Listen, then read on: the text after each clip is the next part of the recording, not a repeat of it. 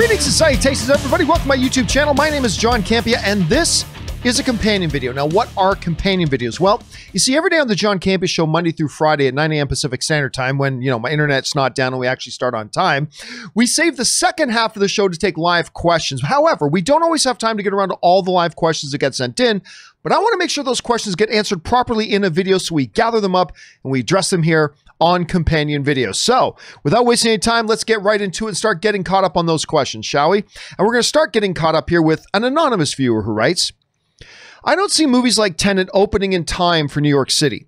Lockdown was extended to June. Even by then, they have to go through 4 phases, each of them lasting 2 weeks. Theaters are the 4th phase, so that means movie theaters won't open until sometime in August. I can be wrong on this, but that's what I heard. If us New York City citizens have to put up with that, there will be many people going to run to different state to watch movies. That's perhaps, now listen. Of course, we've been talking a lot about recently the fact that Christopher Nolan and Warner Brothers really do want to open Tenet on time on July 17th. We also talked earlier today on the John Campea Show about the fact that theaters are starting to open in the United States. There's like 200 theaters open, most of them drive-ins, but 150 drive-ins have opened. 50 regular brick and mortar drive-ins have also opened, which doubled in size from the week before. However, we are also living in an unprecedented time that we just don't know what tomorrow is going to look like, right? And the fact of the matter is that we could see the mid-July come around and the majority of the theaters open, but maybe not in New York, and hell, maybe even not in Los Angeles. In a lot of some of these bigger metropolitan areas, maybe they're not. My feeling is there, but I think you're right. I think there is a legitimate chance here that even if they do open it, it may not open in New York. So, and that would be unfortunate, but again, we still have a lot we need to figure out moving forward. All right, thanks for writing that in. Jade writes, hey, John and Rob, I recently found your channel and it's really helped me through these crazy times. Oh, I'm so glad for that, Jade. Thank you for writing that in. John, you said you love Jennifer Garner. Just wondering if you've seen Butter. That's like a 2010 film or something like that. And what you thought of it. I really love it, but not too many people know about it. No, almost nobody knows about it, but it's Jennifer Garner. So of course I've watched it. It's got Jennifer Garner. It's got the dad from Modern Family. Is it Ty Burrell or something like that? Anyway, it's got Olivia Wilde in it. It's got Hugh Jackman in it. It's got Rob Corddry in it. I love him. And for those who don't know anything about it, it's this wacky, off-the-wall, R-rated comedy about butter sculpting.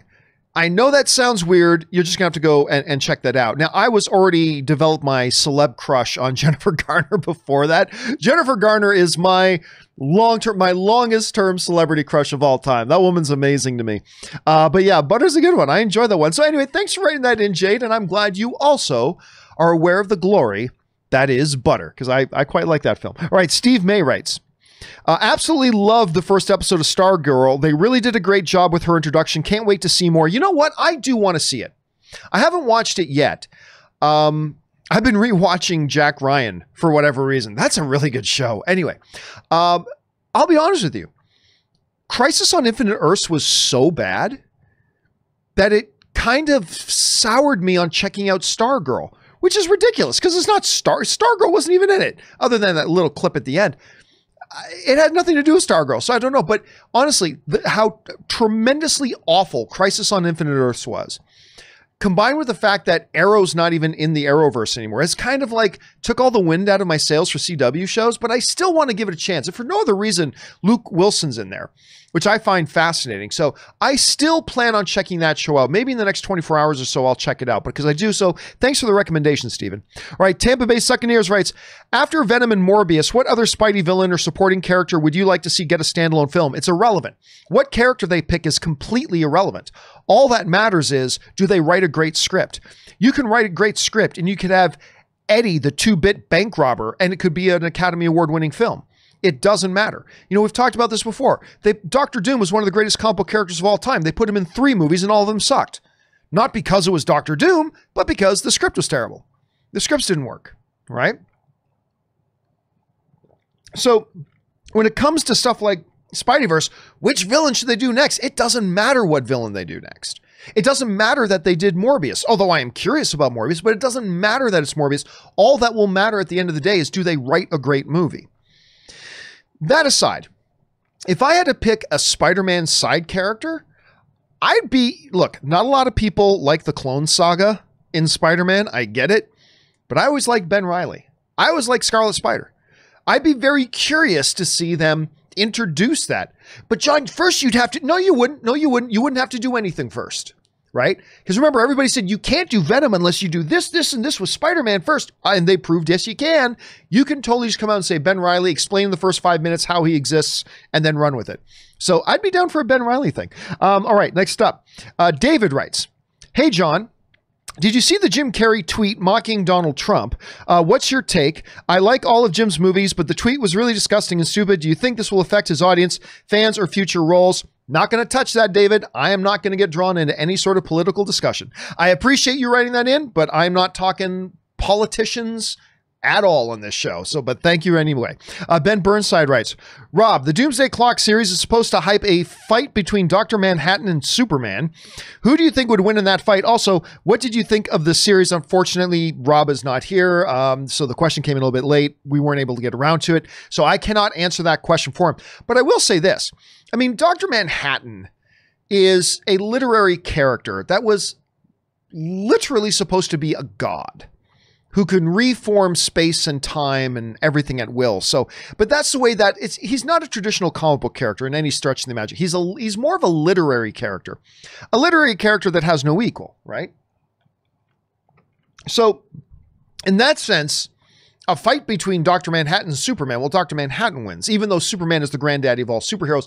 But again, I don't really count Dr. Manhattan as a traditional comic book character. He's really kind of outside of that. So anyway, that's just kind of my take on it.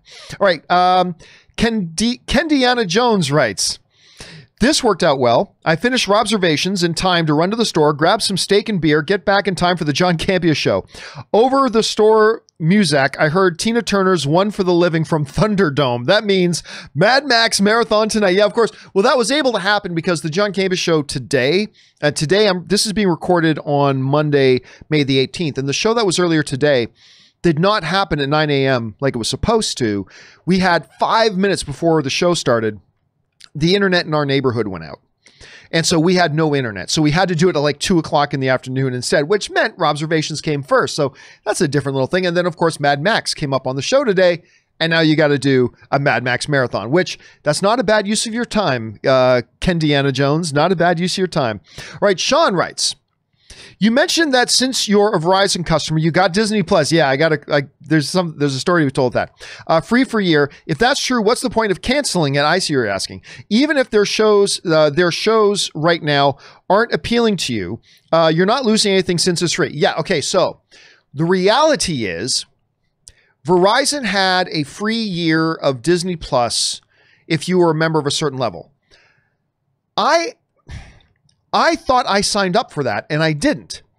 What I did sign up for was that because I bought an iPad, a qualifying product offer, Apple gave me Apple TV Plus for a year for free. And so when I was talking about Disney Plus, I said, well, I got it for free because of the Verizon sign up. Actually, I didn't. I actually paid for Disney Plus, and I got it confused with my Apple Plus thing. So that's the thing. So when I'm talking about my considering unsubscribing from it, that's why. That's why. Yeah, if it was free, it didn't really matter. But if I'm paying for it month to month, then it kind of matters. I really want to see them pick up their game. All right. Sean also writes, I know you didn't like Noelle or Lady and the Tramp. I hated Noelle. Lady and the Tramp wasn't bad. I mean, just it was a little bad, but Noelle was terrible. But trust me, the next 3 Disney Plus movies are much better. Togo, I've heard good things about Togo, actually. Timmy Failure, I've heard that's not for me. And Stargirl. Stargirl just does not look like my kind of movie. It looks perfectly fine, and I'm sure for the type of audience it's aimed at, it'll be great. But it just doesn't look like my type of movie. The latter 2 are my favorite movies of 2020. Timmy Failure felt like a live-action Calvin and Hobbes movie. Well, that's good to hear. I just had some people I know did watch it and told me they didn't think I would like it. So I never bothered checking it out. But I will say, they did a big preview for it, like this big feature of it at D23 last year. They did a big feature on it and Stargirl. And the Timmy Failure one looked cute. I didn't get a Calvin and Hobbes feel from it, to be honest with you. But I gotta admit, it did look pretty cute. And then again, like I had some people I know watching say Said they didn't mind it, but they didn't think it was for me. So I just kind of gave up on it after that. But I don't know, maybe at some point, Sean, I need to go back and check it out. All right. Thanks for the recommendation, man. Give Cavill back the cape writes, John, I believe Disney has the idea to recast Reynolds and make a PG-13 Deadpool. Not a chance. The fans will rage, but it makes logical sense. We get more Deadpool plus MCU team-ups. They recast Andrew Garfield, right? Reynolds is no different. Jean Ralphio is Deadpool. Okay, it's a massively different situation. You can't, they recast Andrew Garfield. Okay.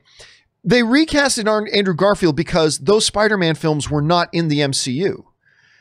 If they were going to bring Spider-Man in the MCU, they needed to recast the character. On top of that, they were coming off of a big failure. Now, I didn't hate The Amazing Spider-Man 2 as much as some people, but it was a massive downgrade from the first Amazing Spider-Man film. So you got into the second one.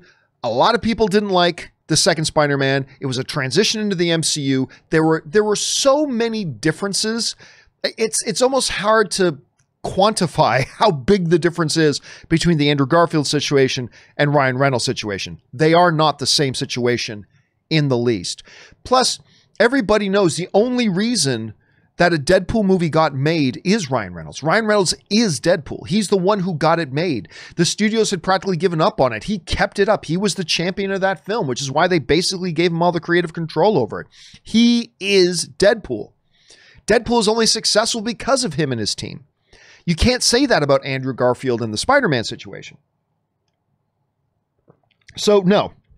And not to mention, Ryan Reynolds has already confirmed that he has had meetings at Marvel. They've already started discussions about what they're going to do with Deadpool. I still don't think they've decided how they're going to handle it, but it is going to be Ryan Reynolds. That I feel 100% confident of. When it's going to happen, Kevin Feige said he had a 5-year plan and he wasn't going to touch X-Men or Fantastic Four and maybe not even Deadpool until after that's done. But I do believe it's going to be Ryan Reynolds. And again, the situation between Ryan Reynolds with Deadpool and the difference and Andrew Garfield with Spider-Man. And I loved Andrew Garfield with Spider-Man, but is night and day, completely different scenarios.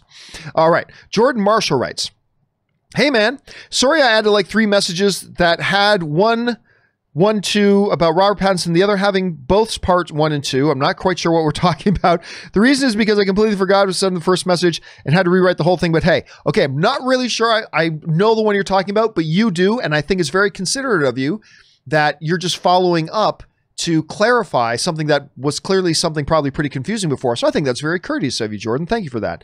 An anonymous viewer writes, hey, John, which Danny Elfman soundtrack was better, Batman or Spider-Man? Spider-Man. I think that, because the stuff I like most, there's that iconic theme, like there's that big theme that they also used in the Batman animated show.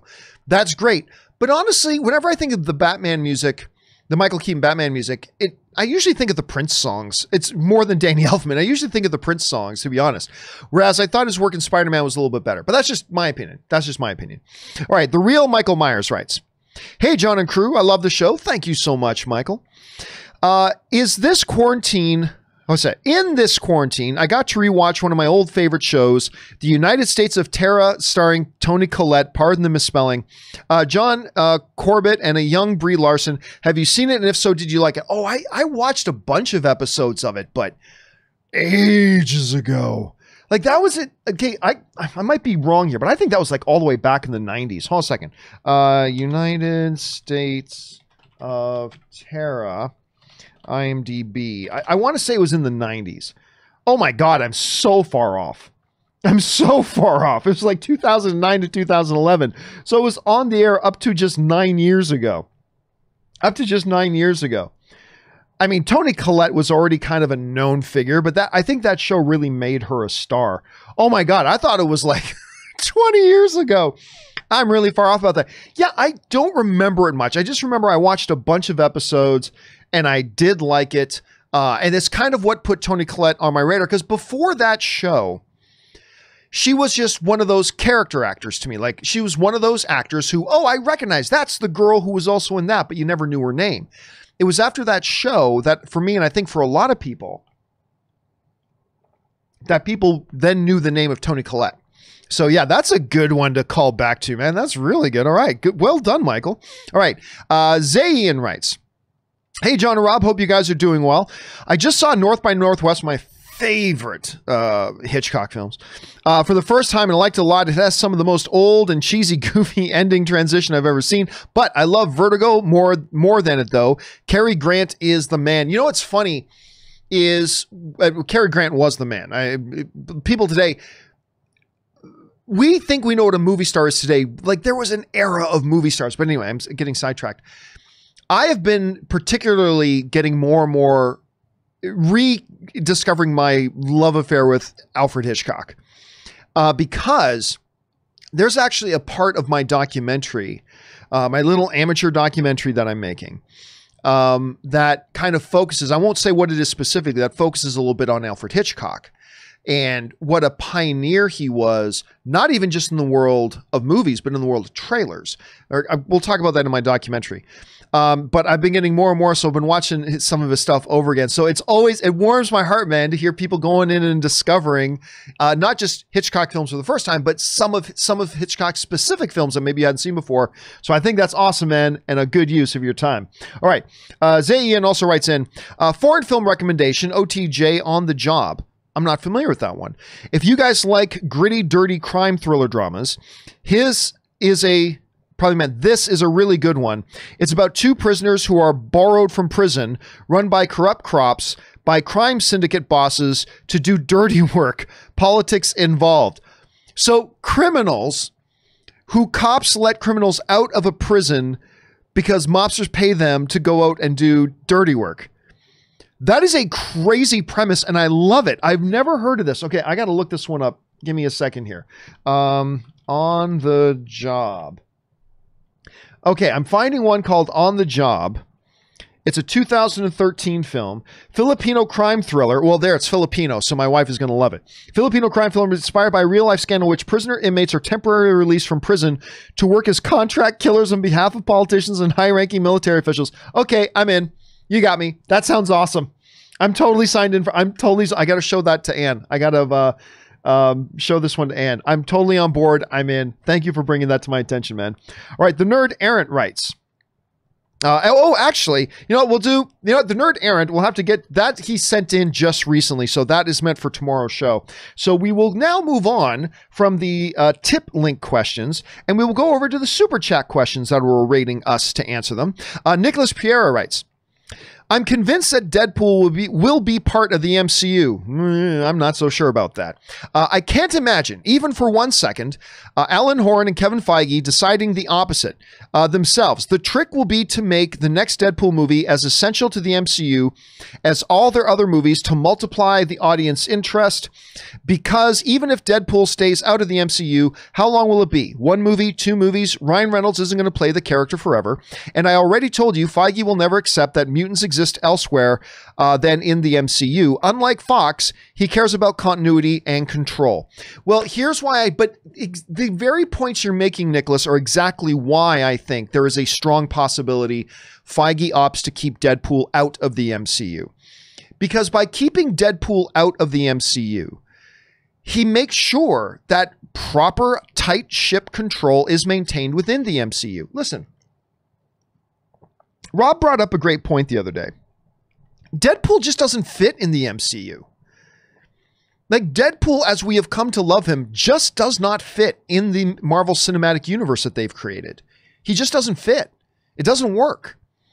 I don't want to underestimate Kevin Feige. If Kevin Feige says, I am bringing Deadpool into the MCU, he'll find a way to make it work because he's Kevin Feige. So he'll find a way to make it work. However, keeping Deadpool outside of the MCU solves a lot of problems.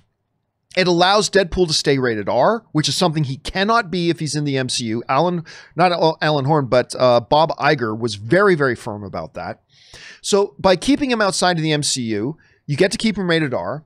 You don't have to worry about continuity with the MCU. You allow him to truly be his character, which does not fit with the MCU at all. So you don't have to compromise his character whatsoever. And it gives Marvel a little bit of a sandbox that they can play in without worrying about continuity within the MCU. You know, they can look at that a little bit almost as Joker. Because remember, Joker was that for DC. Joker is not in the DCEU. they decided they needed a playground outside of the DCU to explore the types of stories and ideas and movies that may not fit within the DCU. And what was the result? Joker, a movie that got nominated for Best Picture at the Academy Awards and made over $1 billion and won the Academy Award for Joaquin Phoenix for Best Actor. First time ever a comic book movie had the best lead actor win from a comic book movie. It's never happened before. Supporting actor did before, but never lead actor. So, for all those reasons and more, look, he very well could bring them into the MCU. He very well could. I'm not saying he won't. I'm just saying I think the notion of them having Deadpool in his own standalone reality is a very appealing one to them. And it should be noted that at the last CinemaCon, when Alan Horn was on stage, High Lord Alan Horn, Kevin Feige's boss, was on stage talking about their plans. He talked a lot about Deadpool, and guess what? He didn't have Deadpool under the MCU banner. He had Deadpool under the Fox banner. Now, that doesn't necessarily is the be-all and end-all, and plans can change. But I just think it should be noted that when Alan Horn was talking about Deadpool, he talked about Deadpool in terms of being under the Fox banner. Kevin Feige would probably be in control of it, but I think Kevin Feige would just let it go and let it be its own thing and kind of, you know, use it as let Deadpool play in his own sandbox. So we'll have to wait and see how that all kind of turns out. All right, Nosferatu writes, "You must be Kramer. I've heard about you." That's the close talk face from Seinfeld when he comes into the apartment where Kramer comes in the apartment and, "You must be Kramer." Kramer falls on the ground. I love that scene. Joshua Stevens writes, 1 of 3. I know you hate how Star Wars continuously shrinks their universe, and I do too. But to me, Star Wars is like Hollywood. All the major players work together and bump into each other all the time. I feel like it will never change, and we will always see characters from other shows and movies cross over on a continuous basis. Don't get me wrong, I love getting that nostalgic feel when I see characters I love from other shows or movies from the past, but I wish sometimes Star Wars would just venture off into worlds I've never seen before. And that, listen, Joshua, that has been my lament about the Star Wars movies for a long time, including a movie that I love, The Force Awakens. I love The Force Awakens. I do. But just because I love it doesn't mean I'm going to pretend that I don't still have a couple of issues with it. And the one is that, you know, they decided to shrink the universe. You know, we got to have all the characters we know. And, you know, to a degree, I understand because it's one of the episodic films. So fine. But, you know, Star Wars is this huge galaxy with millions of worlds and trillions of characters with so many stories to tell with this incredible galactic backdrop. And one of the things I loved about Mandalorian was really the first Star Wars property in ages that was a new idea. New characters we didn't meet before, new stories, set against that familiar background, but new characters, new stories, new adventures. It was the first time since the original trilogy that we'd really ever had that. I'm like, yes, finally they're starting to do it. And while I am both excited about like a Boba Fett coming in, I'm also apprehensive because it's like, but why shrink the universe again? And while I am excited that Katie Stackhoff is coming in, I'm also like, but Bo-Katan's a character we've already done stuff with. And I don't know, it just goes on. So I'm going to have to wait and see how it all plays out. I'm just going to wait and see how it all plays out. I'm not going to get too excited. I'm not going to get too down. I'm just going to wait and see how it goes. But I really do wish that Star Wars would stop being, and Lucasfilm would stop being such cowards and say, oh, we can't do anything unless we've got characters everybody already knows and likes. We can't possibly try something new. I just wish and long for Lucasfilm to stop being such sniveling cowards and go out on that limb like you did with Mandalorian until you got to season 2 and then you got scared again. And now, no, we can't continue unless we bring in all these faces everybody knows. I don't know. But we'll see. Listen, Mandalorian season 2 might be the best season yet. It might blow away season 1. And all these faces might be because of it, right? So, I don't know. Again, I'm not going to let myself get too down about it. And I'm not going to let myself get too excited about it. I'm just going to say, I trust Jon Favreau. Let's see what he does. But I do hope beyond Mandalorian that Star Wars starts take off the training wheels. Put on your big boy pants. Make some new stories. Get out of the comfort zone of just constantly falling back on characters that everybody already knows. Tell some new stories, please. Anyway, we'll see what happens. Oh, and I just noticed, Joshua, that was a $50 question. So thank you so much for that, man. I really appreciate that. And thank you for supporting the channel on that level, man. We appreciate that around here. All right, Dave XP writes, Middlich and Schwartz improv show on Netflix is currently sitting at 100% in Rotten Tomatoes. It's truly a comedic gem. I highly recommend it. Listen, my buddy Soul, I told the story the other day, but my buddy Soul had to go in for surgery. And after the surgery, I had to go and pick him up from the hospital. And, you know, Ann and I brought him back here to our place so we could keep an eye on him overnight just to make sure he was good and whatever. So while we were hanging out late that night, he's like, Campea, have you seen this Middleditch and Schwartz special? I'm like, no, I've seen it advertised on Netflix. I haven't. He goes, trust me, we got to watch it. Trust me, you got to watch it. I'm like, all right, watch it. It's really funny. It's really, really funny. And none of it is scripted. It's all made up on the spot. And I was really, really impressed. Now, I've seen Jason Schwartz do improv before at United Citizens Brigade. I went to a live show of his there once, and he was great. But I'm telling you, if you get a chance to watch this, guys, you really should. It is worth it. It's very, very funny. All right, Wakandan Forever writes, I have been curious but felt weird to ask. No time like the present. How do you feel about talking religion on the show? Are you spiritual at all? Thanks. I don't like talking religion on the show. I mean, listen, most people know I have a theological background. I went to Bible college and seminary. So, I mean, I have that background, but it's much like politics. This is a place for movie fans to get together. I don't care what your political persuasion is. I don't care what your religious beliefs are. Don't care. Here, we're all movie fans, so I just prefer to talk about that stuff. All right, Wakanda Forever also writes, what is your favorite WWE tag team match, stable match? Probably one of the old classics, Hart Foundation versus the British Bulldogs. I mean, that's going back a ways, but that was kind of my era. All right, Wakanda Forever also writes, real news story, due to toilet paper shortage, sales of bidets have gone up in the US. Yes, they have, as a matter of fact. Has there been any new purchases you made for the shutdown? No, but I'll tell you what. Anne really did want us to buy a bidet. She really wanted to get one. And I have a feeling she's probably going to win out on that. I think we're probably going to get one. And honestly, when you think about it, it makes sense. I did a review once of this movie. It was about poop. Literally, there was a documentary about poop. But a lot of comedians and celebrities in it. Kumail Nanjiani was in it and all this kind of stuff. But in it, somebody makes this, they were talking about bidets in this one point. And somebody made the first argument I had ever really heard that made a bidet really seemed like it made sense to me, which is this. Somebody said, listen, if you reach down to the ground to pick up a rock or something and your hand accidentally grazes a lump of poop on the ground, like probably dog poop, are you just going to get like a dry piece of paper and wipe your hand? No, you're going to run screaming into a bathroom like this, turn on the hot water with soap, and you're going to scrub your hands. So why don't you do that with your ass? They said. And I went, you know what? That is the first legitimately good argument I've heard about getting a bidet. So we still don't have one, but I think my wife's going to win out on that. We'll probably get one at some point. Wakanda Forever also writes, it's a new day. Yes, it is. The WWE team. I get it.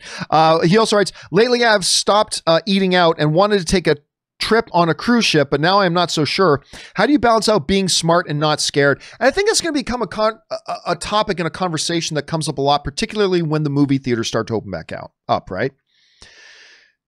A cruise ship is a tough one for me because I've always thought, even before the COVID-19 pandemic, I always thought cruise ships were just floating petri dishes. I mean, that's how I always saw a cruise ship. I've been on cruises, but even, you know, and I'm not paranoid. I'm not a germaphobe or anything like that. But even then, I'd be on these things and like, you kind of are aware of it. It's like, this thing is a floating petri dish. So I think it's going to be difficult, especially with, you know, how those cruise ships like were like stuck in port and people couldn't get off. And that's going to be a tough one. But the conversation as a whole will steer more towards, like, in our circles at any rate, movie theaters. To me, listen, it's just like anything else in life. There are smart ways to do things. If the theater's open with a good plan, hand sanitizers, require masks when you're not actually eating, distance out seats, limit showtime, stagger them out. If you do all those things, listen, then it's more safe going into a movie theater than it is going to a grocery store, right? And I have gone out and gone to the grocery store because I need to go to the grocery store. That's what we need to do. And you know what? The grocery stores I've gone to have done it smart. They've had social distancing. They've only allowed so many people in the store at once. It was still felt a little bit crowded, but still they were doing their best to limit the amount of people going in at once. Pardon me. They were wiping down the carts. They were providing hand sanitizer. They were requiring people wearing masks. And you know what? If everybody's doing the smart thing, I feel pretty safe. I feel pretty safe. And so I have a feeling when the theaters open back up, I now feel comfortable going to the grocery store when things are done right. And I think if they do the same thing in movie theaters and they do it right, I think I'm going to be perfectly comfortable going to the movie theaters. Now, not everybody will, and it's going to take some people some time to ease back into it, and that's totally understandable. But I think it's just like anything else in life. It's about doing things smart. And if smart things are done, then I think I'll feel pretty comfortable with it. But won't know till we get there. And Wakanda Forever writes, thank you to you and the viewers. I am curious. I think you probably meant about the previous question. And then Wakanda Forever says, arg, what are, oh, that's demolition. That's the old demolition slogan. All right, Adam Hamblert writes, I sat down with my son to watch the classic Dumbo at the weekend, and no disclaimer at the start. Another difference between the UK and US Disney Plus. Yeah, a lot of people have been mentioning that because when you watch Dumbo, I believe in the United States on there, they have that little disclaimer at the front about, listen, there are going to be some scenes in this movie that portray outdated mindsets and blah, blah, blah, and stuff like that, just to warn people up front. Just like on Disney Plus, there's X-Men on Disney Plus in other countries, but not in the US. And they still have an F-bomb or something. That will not be in the, once it comes over here, it will, if X-Men does go on Disney Plus, instead of going over to Hulu, which is, I'm starting to think they will just put X-Men stuff on Hulu. But if they do put X-Men on Disney Plus, I guarantee you they will cut out the F-bomb. I absolutely 100% guarantee you. But you're right, Adam. It is fascinating right now to see how Disney Plus is even functioning and operating a little bit different in its different territories. So that's interesting. Thanks for pointing that out. All right. Anthony Lucalano writes, over the weekend, I watched Jackie Brown. Nice. I remember you saying you were going to check that out. That is an underappreciated Quentin Tarantino film. That's an underappreciated Quentin Tarantino, but one of the forgotten ones. And I'm as guilty of that one because when I think about the great Tarantino films, I don't often think of Jackie Brown, but it's great.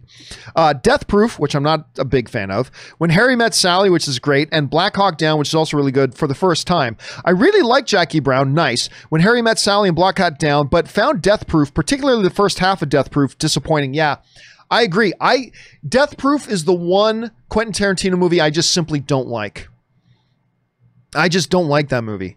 Granted, it's got a killer car chase and action sequence.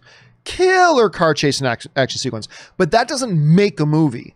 And it didn't make up for how I thought the rest of it was dreadful. But again, Steven Spielberg to me is the greatest filmmaker of all time, and he's got one or two movies that I don't like.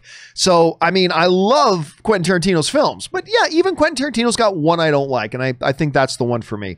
But anyway, I'm glad you like Jackie Brown, though, Anthony. All right, Luke1234 writes, if Amazon buys AMC, what happens to their stock? I'm going to guess their stock goes up. Because listen, just at the rumor of AMC getting bought out by Amazon, AMC stock like doubled overnight, just at the rumor that Amazon might buy them. That means the market likes the idea of Amazon buying AMC. Whether or not it actually happens, who knows? But clearly the market liked the idea. So my feeling is if Amazon buys AMC, I think you're going to see Amazon stock go up. Now also keep in mind, it's not going to affect it that much because Amazon is literally worth about 50 times what AMC is worth. God, maybe even 500 times what AMC is worth. So that'll have a big impact on AMC stock, but it won't have much of an impact at all. It's just going to be another little blip on Amazon's radar, but it would probably help. So I'm going to guess the stock goes up. Anthony Lucalano writes, Tonight, I watched The Adventures of Buckaroo Banzai Across the Eighth Dimension. It's been a long time since I watched that. For the first time, I can safely say that movie is my kind of bonkers. That movie is bonkers. And you know what? If I remember talking to Rob about it, Rob loves that movie. It was never my cup of tea. Like, I watched that obviously when I was much younger, but it was never one that, like, I loved personally, but I know a lot of people that do. So it's at least good you're getting caught up on some of these well-known classics. All right. Jesse writes, went down a rabbit hole and watched an AMC movie talk where you did the Ice Bucket Challenge. Oh, God, I remember this. Where you did the Ice Bucket Challenge and did the show with ice in your pants. You're a true showman, John. Okay, so for those of you who don't know what Jesse's talking about, you guys remember the big Ice Bucket Challenges going around to raise money for a good cause. And people were dumping ice on their heads. So I had somebody put the idea in my head. You know, it would help raise money even more. Because you know me, I will do almost anything to help raise money for charity. Do a 24-hour marathon? Sure. Do this? Sure. So the idea was, instead of just the traditional bucket of ice over your head, there, you're done. I remember I did it with Schnepp. And I think it was me, John Schnepp, and I think it was Christian Harloff. I think it was the three of us that were on the show that day. And I said, here's what I'm going to do. I need you guys to donate money to this cause. It's a good cause. And here's what I'm going to do. I'm going to pour this bucket of ice down my pants. And I'm going to sit here and do the show with a bucket's worth of ice in my pants. And it probably was not a good idea. It probably was not good for my health. But I might be remembering it wrong, but I think I lasted like a good 15 minutes. I think I sat there for like 15 minutes and just did the show 15 minutes as I think it was, I know it was Schnepp and I think the other guy was Harloff. We're just like, and I'm sitting there just trying to do the show, but the guys could see on my face, like I was hurting. I was hurting pretty bad. And then finally, after about 15 minutes, like, I'm sorry, guys, I can't take it anymore. I can't. And I had to run into the back and get the ice out because it was really starting to hurt. Yeah. God, I had forgotten about that. Good days, Jesse. Good days. Well, I mean, any days where Schnepp was still around were good days. All right. Domestic House Cat writes, good day, John. Magneto could be a Holocaust survivor in the MCU if they use a throwaway line explaining this mutation of no, just get that nonsense out of here. Domestic House Cat, get that nonsense out of here. I've had 100 other people say that exact same thing, but no. For those of you listening to this in podcast form, I should probably finish reading what Domestic House Cat said. A throwaway line explained that his mutation also slows his aging. That is a betrayal of the character. That is a complete betrayal of the character. That is not Magneto's mutation. That is not Magneto's power. That has nothing to do with Magneto. What is important to Magneto? He is the master of magnetism, and he grew up in an environment that he was exposed to seeing the absolute worst in humanity that turned him against humanity, period.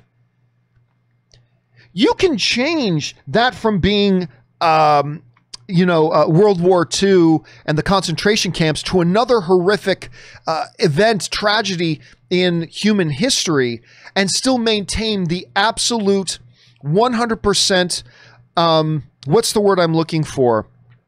Being faithful to what that character is. You know, you swap out, the Rwandan genocide for Auschwitz, and you still maintain total faithfulness to the ideas and principles of what makes Magneto Magneto. To just throw in, oh yeah, by the way, let's also just say he has a mutant power that he doesn't age. That's a betrayal of the character. One thing maintains the integrity of the character. One thing is a total violation of the integrity of the character. You don't just, say Aquaman, let's just say Aquaman shoots laser out of his eyes. Aquaman doesn't shoot lasers out of his eyes. Well, let's just say he shoots lasers out of his eyes. Let's just do it. No, that's a betrayal. That's not what Aquaman is. That's not what Magneto is. It is a total violation. It totally undermines the integrity of the character. The spirit and the DNA of the character you have to maintain intact. And just throwing what? And why? Why destroy the integrity of the character? Why betray the character by just throwing on some random superpower that the character does not have? For what? To say that he came out of this human tragedy instead of that human tragedy? What's really? We want to throw away the integrity of the character just so we can say, instead of coming out of this human tragedy, he came out of that human tragedy. The point is that Eric came out of a situation where he saw the worst in humanity that totally shaped him. And that can be Auschwitz. It could be the Rwandan genocide. It could be one of the European conflicts. There's a lot there, unfortunately. And why? Well, just so we can do this scene where he does this. So let's just, I mean, there's some mutants that can talk to fish. So let's just say Magneto can talk to fish. Magneto's too important of a character. Like, if you want to do that to some more minor character, because like in the X-Men universe, I mean, it doesn't get any bigger than Charles, Eric, Wolverine, right? That's your. If you want to play around a little bit creatively with some of the other characters, I have less of an objection to that. But to those key characters, you don't just start throwing random superpowers at them. And again, I ask, for what? So we can say, hey, he came out of this human tragedy instead of that human tragedy. The human tragedy still speaks to the narrative. Let it speak to the narrative. So, no, I disagree. But believe me, Domestic House Cat, you're not alone. I've had a lot of other people write that same thing to me. So you're not alone in that. So believe me, you're not alone in that. But that's my personal objection to it. It is far more faithful to the character to just say that that horrible human event that shaped who he was, where he saw the absolute worst and most awful stuff out of humanity, happened in this event instead of that event, is far more staying true to the character than throwing random superpowers on him that he doesn't possess. That's just my thing of it, right? And maybe I'm the only one that feels that way, which is perfectly fine. But yeah, that's just how I kind of feel about it. All right, anyway. Ahmed Ismail writes, hey, John, my fiance has only watched The Rise of Skywalker and now wants to get more educated. What order do you think we watch the movies in? It's Star Wars, Empire, Return of the Jedi. That's the order you watch them in. Simple, straightforward. You know, a lot of people have all these different orders and stuff like that. To me, if you're hell-bent on watching all the Star Wars films, which I wouldn't, but if you were hell-bent on watching all of them, honestly, the simple way is the way everybody experienced them is the way to do it, in the order they got released. Now, there are a lot of different theories and ideas about, you know, they give names to the orders, the this order and the that order and whatever. But to me, if you want to watch all of them, and you don't need to watch them all, but if you did want to watch all of them, to me, the simple way is the best way. The order in which they're released. That's my opinion of it at any rate. But hey, you do whatever you think would be the best situation for your girlfriend, because only you know her personal taste best, and you know that if a certain order might work better for her, then you go with that. In the absence of that, I say just watch them in the order in which they were released. But it's a good adventure to go on nonetheless, my friend. All right, Max Papanow writes, hey, John, what are some of the things you miss about living in Ontario/Canada? Thanks and keep up the great work. It sounds stereotypical. People look at me sometimes like I'm crazy when I say it, but it's true. Winter is my favorite season of the year. There's something about the world painted fresh every morning. Like there's a white canvas every morning. There's something about the crispness in the air. And maybe it's just my Canadian genetics, but I just wish, and just the people, like every time I go up there with Anne is always amazed. It's like Anne acts like I just dropped her in an alien world. You know, it's like seeing how, like, it's an American stereotype, but it's true about Canadians. Like, it's just, she gets up there, she's always floored by how polite everybody is. You know, we're driving along, we come to an intersection, and like the people crossing the street will wave and say, thank you. Like, we stop. She goes, but we're supposed to stop. I'm like, I know, honey, but they're saying thank you that you obeyed the rules of the road and we let them go across it. She goes, why are people like that here? And it's a crazy thing. So I do miss that a lot, but it's the weather. Don't get me wrong. I love the great weather in California. I do. I just wish, every 10 months or so, I could get a little bit of winter. That's all. I just wish I could have a little bit of winter. Anyway, Sahil writes, hey, John, Dark Phoenix had a 27-year-old Jennifer Lawrence playing a 50-year-old Mystique. By that arc light logic, they could keep Magneto's Holocaust backstory. No, because again, with her, she's a shapeshifter. She can look like whatever she wants to look like.